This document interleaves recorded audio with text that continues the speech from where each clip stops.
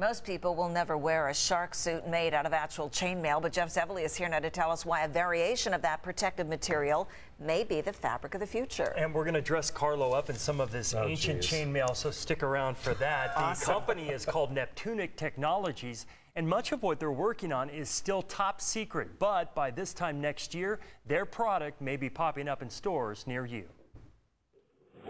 If you've ever wondered what it feels like to be bitten by a shark, just ask the man who's sustained thousands of shark bites. It's stimulating, to say the least. It's fun, actually, if you do it safely and you know what you're doing, but it's incredibly dangerous. Jeremiah Sullivan has appeared on more than 45 television shows and film projects, demonstrating the Neptunic shark suit that he first invented in the 1970s. This is some of our original material. Decades later, Sullivan is using the technology of chainmail to make an even stronger, lighter shark suit that could sustain a great white shark attack. These little dents are white shark's teeth trying to bite through this core, this test core. You can see this is one side of his jaw and this is the other side of his jaw.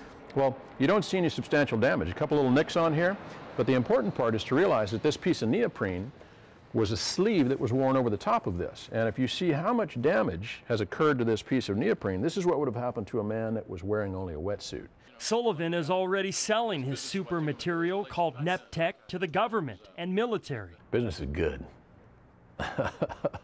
A boast backed up by side-by-side comparisons. These are some known military textiles. You see how easily these things are cut up? Any of our textiles at Neptunic, same tools.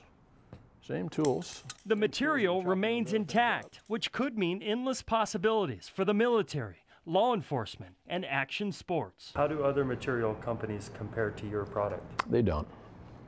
Period. A claim Sullivan wanted to prove using a box cutter and a Neptech sleeve on my arm. Let's put this across here. Let me cut you here. Oh, seriously? So you see we're cutting through here, but we're not cutting through here. You see? We've got You're not leaking bad. There's a little scratch. There might be a little bit of blood there. Well, you've got particularly soft skin.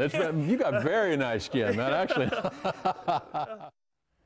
So several hours after that demonstration, you can see my wrist is a bit marked up, but without that protective material, I would either be dead or in the emergency room. And this is the time we have to tell people at home, do not try this at home because you do not have that protective material. In fact, we don't have it here because it's still top secret, but Jeremiah was nice enough to loan us one of his older shark suits. And this is some of that old chainmail. How does that feel? You feel the weight of it. I mean, it's chainmail. You can tell the difference between this and a fabric would be pretty significant because you can feel it. I can only imagine it's easier to move around in that fabric. And does it feel like that would protect you?